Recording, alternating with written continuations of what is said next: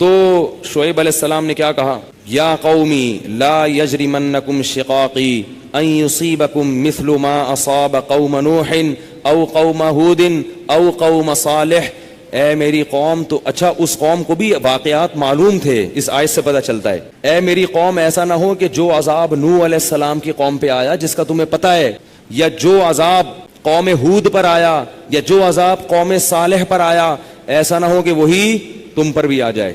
اور یہ بھی کہنے لگے وما قوم لوط منکم ببعید، لوط علیہ السلام کی قوم تو بہت قریب ہے تم سے، جا کے دیکھ لو ان کے حالات، وہ تو ابھی ماضی کا قریب کا قصہ ہے. وَيَا قَوْمِ لَا يَجْرِمَنْ وَيَا قَوْمِ اسْتَغْفِرُوا رَبَّكُمْ ثُمَّ تُوبُوا إِلَيْهِ. اے میری قوم اعتراضات چھوڑ دو، استغفروا ربکم، رب سے توبہ استغفار کرو. دیکھو وہ لوگ استغفار کا مطلب سمجھتے تھے، ہم لوگ استغفار کا مطلب نہیں سمجھتے. جب شعیب علیہ السلام نے کہا استغفار کرو تو ایسا تو ان کے لیے تو بڑا آسان تھا، ایک تسبیح استغفار کی صبح پڑھ لیتے، ایک تسبیح شام کو پڑھ لیتے. کہتے اتنی سی بات ہے تو ہمیں تو نماز پہ ویسی کوئی اعتراض نہیں، تو استغفار کی ایک تسبیح پہ کیا اعتراض ہوگا. وہ سمجھتے تھے کہ استغفار کا مطلب ہے گناہ سے توبہ، جو ڈنڈی مار رہے ہیں یہ چھوڑیں اور پھر اللہ سے توبہ کریں. یہ والی توبہ آج کل مارکیٹ سے کیا چل رہی ہے، بہت سی چیزیں مارکیٹ میں شارٹ ہو گئی ہیں بھائی. لوگ چینی کو روتے ہیں، یہ شارٹ ہو گئی، وہ شارٹ ہو گئی، وہ بھائی بہت ساری چیزیں شارٹ ہوئی ہوئی ہیں. تو یہ والی توبہ آج کل مارکیٹ سے کیا چل رہی ہے، شارٹ چل رہی ہے. استغفار استغفر اللہ، ڈرامہ دیکھ کے بھی استغفار ہو رہا ہے، ہائے ہائے کیسا ہو گیا، کیسی ہیروئن ہے، توبہ توبہ، ٹھیک ہے نا، کیسا ہیرو ہے، ہائے اتنا گندا گانا، توبہ توبہ استغفر اللہ. تو یہ استغفار چل رہا ہے آج کل. تو استغفار کا مطلب وہ لوگ بولو بھائی سمجھتے. وہ کچھ لوگ بیٹھے ہوئے تھے نا، ایک بس میں جا رہے تھے، سب ایک بس میں جا رہے تھے، ذرا دیندار تھے وہ، تو سب نے تہیہ کیا بھائی اگر کوئی لڑکی خاتون واتون نظر آ گئے نا تو استغفار پڑھنا بھائی، ٹھیک ہے نا. کیا کرنا ہے؟ تاکہ نظریں نیچی کر لیں، توبہ استغفار. تو جیسے ہی ایک نے پڑھا نا استغفار استغفر اللہ، تو سب نے کہا کہاں ہے سب نے کیا کہا، وہ لاشعوری طور پر نکل گیا نا کہ چلو استغفار کریں گے لیکن دفعہ دیکھ تو لیں. بولے بتا یار کہاں. تو وہ لاشعوری طور پر ہوتا ہے بعض دفعہ. تو شعیب علیہ السلام نے کیا کہا، استغفروا ربکم ثم توبوا الیہ ان ربی قریب مجیب ان ربی رحیم ودود. ایک جگہ فرمایا رحیم بھی ہے اور بہت محبت کرنے والا ہے. ودود محبت کی سپرلیٹو ڈگری ہے، بہت محبت کرے گا تم سے، بہت زیادہ محبت، اتنی محبت کہ اس کے لیے تم نے گناہ چھوڑ دیا بھائی، بہت محبت کرے گا. تو ظاہر ہے اللہ جب محبت کرتا ہے تو ہماری طرح نہیں ہے کہ بہت محبت ہے بس ہے تو بھائی یہ پیسے دو، اتنی محبت ہے تو ٹھیک ہے نا. آپ کو کوئی دوست پریشانی میں آئے آپ کے پاس، بہت پریشان تھا، اس کو پیسوں کی ضرورت تھی، وہ آپ اس سے کہہ رہے یار مجھے تمہیں، آپ کو پتہ نہیں تھا کہ ابھی یہ پیسے بھی مانگ لے گا مجھ سے، کہہ رہے یار مجھے تم سے بہت محبت ہے، ایکچولی میں بتا نہیں سکتا، بہت محبت ہے. وہ بڑا خوش ہو گیا بھائی اب تو ٹھیک ہے بھائی. تو کہہ رہے یار مجھے نا 100 روپے کی ضرورت ہے. اب آپ کہہ رہے یار یہ کیسے موقع پہ میں نے اظہار کر دیا محبت کا، ٹھیک ہے نا. تو ہم لوگوں کی محبت کیسی ہوتی ہے، ایسی ہوتی.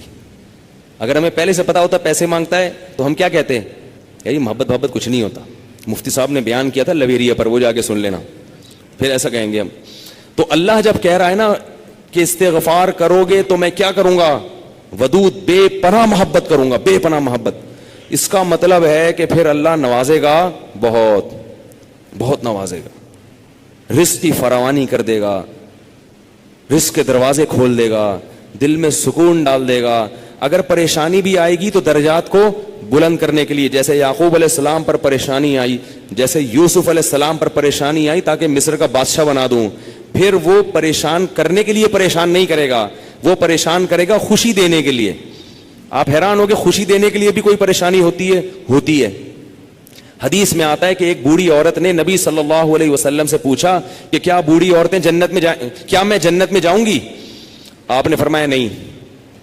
ارے بھائی نبی کے منہ سے ایک عورت سن لے کہ میں جنت میں نہیں جاؤں گی، اس پہ کیا گزرے گی؟ اس کا مطلب جہنم کا ٹھپا لگ گیا، اسٹیمپ لگ گئی. اتنی پریشان. خود سوچو کہ جن صحابہ کو جنت پر ایسا یقین تھا جیسے اپنی آنکھوں سے دیکھی ہو. حضرت علی کی ایک روایت ہے کہ میں اگر جنت کو اور جہنم کو اپنی آنکھوں سے دیکھ لوں تو میرے ایمان میں اضافہ نہیں ہوگا. تو جن لوگوں کا ایمان ایسا ہو نبی پر، ایک ایک بات پر وہ نبی کے منہ سے سن لیں کہ میں جنت میں نہیں جاؤں گی تو اس پہ قیامت نہیں آ گئی ہوگی. رونے لگی، پریشان ہو گئی. کچھ دیر میں نبی نے فرمایا کہ جاؤ گی جوان ہو کے. اس کنڈیشن میں اب یہاں ایک نقطہ اٹھایا ہے کہ بھئی ایسا مذاق کرنا جس سے تکلیف ہو. کسی مسلمان کو تکلیف دینا تو جائز نہیں ہے, تو نبی کیسے تکلیف دے سکتے ہیں؟ اتنی تکلیف میں ڈال دیا بیچاری کو.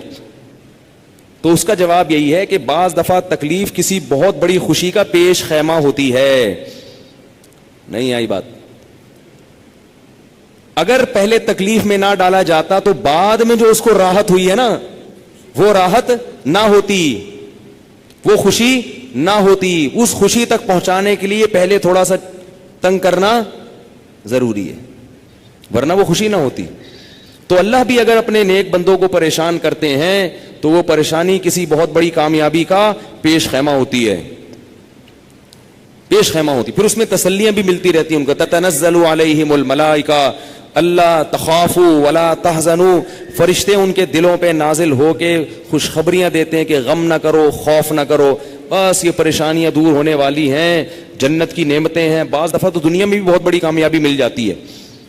تو اب وہ اچھا یہ بات مسئلہ ذہن میں رکھو کہ اللہ ودود ہے, محبت کرتا ہے اپنے بندوں سے بے پناہ, رحیم ہے, غفور ہے. یہ بہت بڑی غلط فہمی ہے کہ گناہگاروں کے لیے بھی ہے. نا نا نا نا نا, گناہگاروں کے لیے نہیں ہے. جو گناہ سے توبہ کرنے والے ہوں ان کے لیے. ہمارے ہاں بعض خطیب اللہ کی رحمت کو ایسے بیان کرتے ہیں کہ گناہگار سمجھتا ہے کہ اللہ مجھ سے بھی بہت زیادہ محبت کرتے ہیں, حالانکہ وہ کبیرہ علانیہ گناہوں کا مجموعہ ہوتا ہے. وہ آدمی گناہوں سے اللہ کبھی بھی محبت نہیں کرتے, تو گناہگار سے کیسے محبت کریں گے؟ جو گناہ سے بچنے کی کوشش میں لگ جائے, بے شک نہ چھوٹے ہوں لیکن بچنا چاہتا ہے, اس سے بھی اللہ محبت کرتے ہیں. علماء لکھتے ہیں گناہ نہ بھی چھوٹے ہوں لیکن چھوڑنا چاہ رہا ہے, لائن پہ آنا چاہ رہا ہے, تو اللہ اس سے بھی محبت کرتے ہیں. اس کے لیے وسائل پیدا کرتے ہیں, اسباب کے آ جائے. جو نہیں چاہتا اس سے اللہ محبت نہیں کرتے. اللہ اس کے لیے غفور اور رحیم نہیں ہے. الا یہ کہ قانون یہ ہے, اللہ اپنی رحمت سے کسی کو بخش دیں تو ایک الگ بات ہے, قانون یہ نہیں ہے. قانون یہ ہے کہ وہ کیا ہے, عزیز ذو انتقام, غالب ہے اور انتقام لینے والا ہے. ان الذين يكسبون الاثم سيجزون بما كانوا يقترفون, جو گناہ کر رہے ہیں عنقریب پتہ چلے گا, عنقریب پکڑے جاؤ گے, عنقریب ٹھکائی لگے گی. تو جس سے محبت ہوتی ہے اس سے ایسے باتیں کی جاتی ہیں.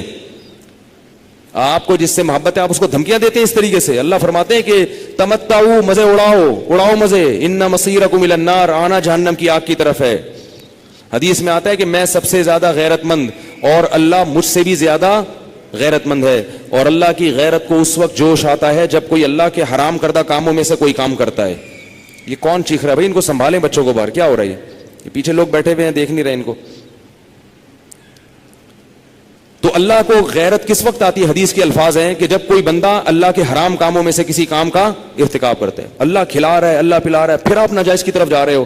تو حدیث میں یہ نہیں آتا کہ جب کوئی بندہ گناہ کرتا ہے تو اللہ کو اس بھی محبت کا بڑا جوش آتا ہے. نہ, پھر اللہ کو غیرت آتی ہے اور اللہ کی صفت انتقام جوش میں آتی ہے.